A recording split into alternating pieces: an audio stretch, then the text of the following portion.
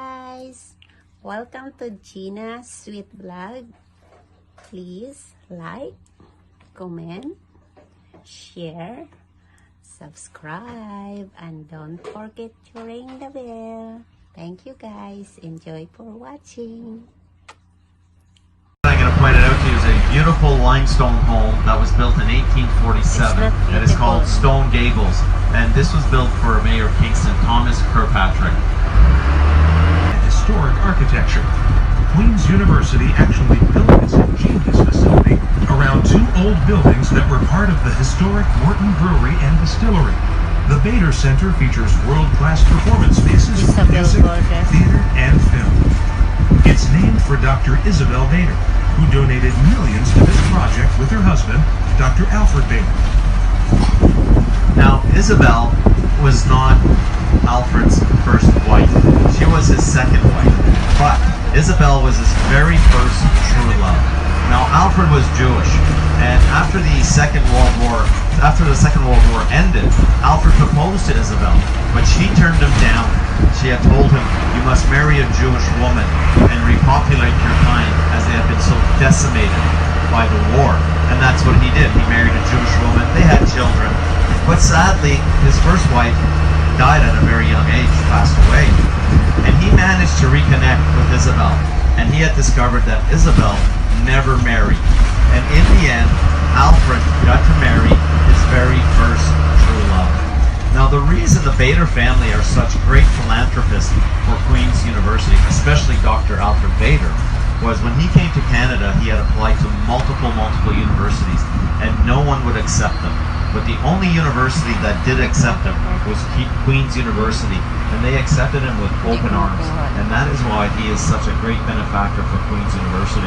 Now, I will be talking a little bit more about Alfred Bader and the generous donations that he made to this university.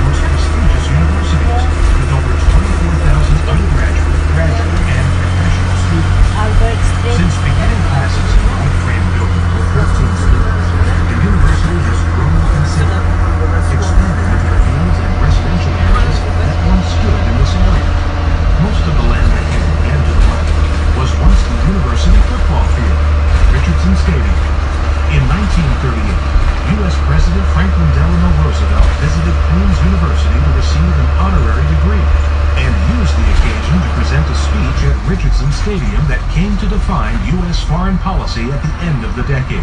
I give to you assurance that the people of the United States will not stand idly by if domination of Canadian soil is threatened by any other empire. 2 years later, the United States had entered the Second World War.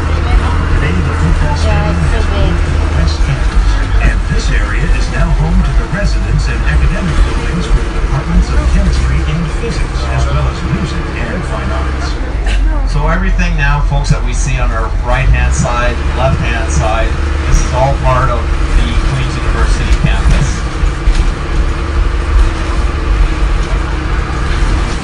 Baba tayo? Or muna? Now, on your left-hand side is the Joseph Stauffer Library. It was completed in 1999. It holds approximately 1.6 volumes of books and has 1.5 kilometers of book stacks in total in that library.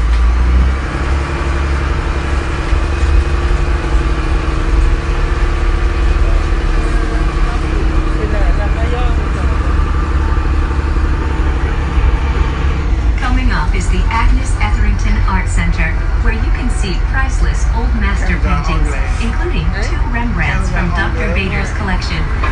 This is an excellent point from which to begin an exploration of the Queen's campus, including the Miller Museum of Geology, the Museum of Healthcare, and the location of Canada's first Parliament.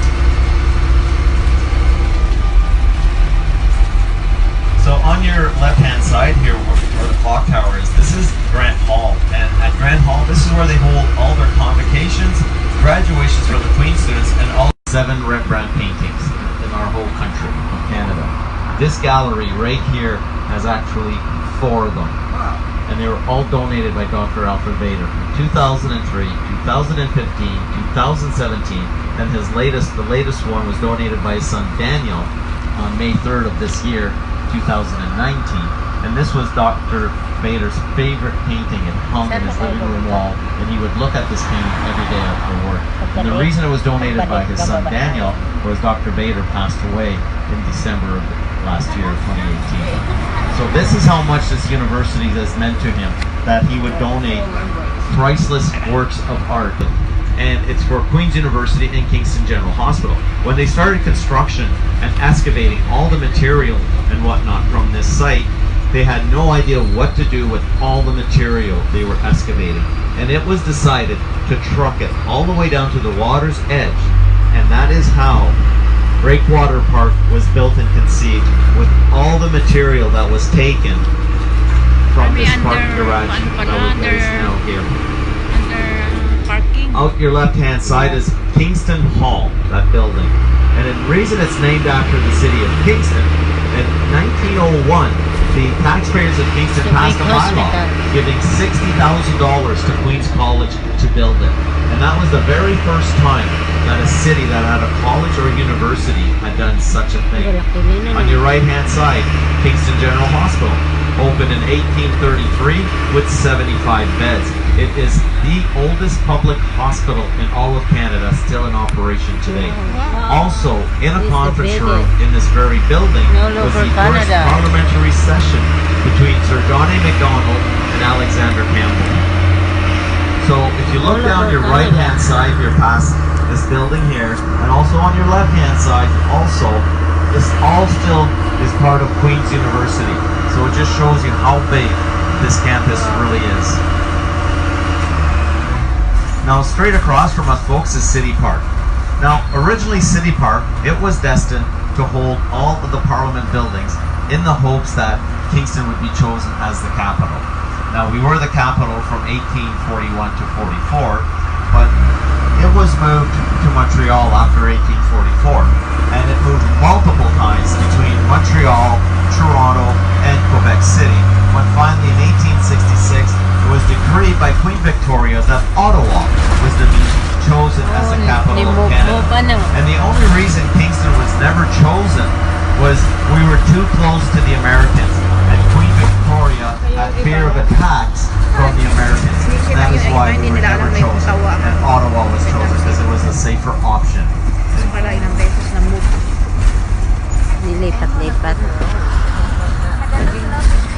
Overlooking City Park and the shore of Lake Ontario. Looks like a peaceful setting for dispensing justice, right? But behind this elegant building once stood a bleak jailhouse, a single cell block surrounded by a 2-story wall. And in that jail was a gallows.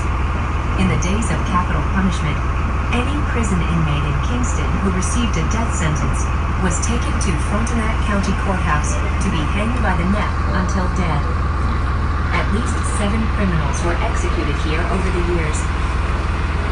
During a hanging, large doors in the execution room were opened to allow the public to witness the proceedings. At least 5 of the deceased were buried near the gallows,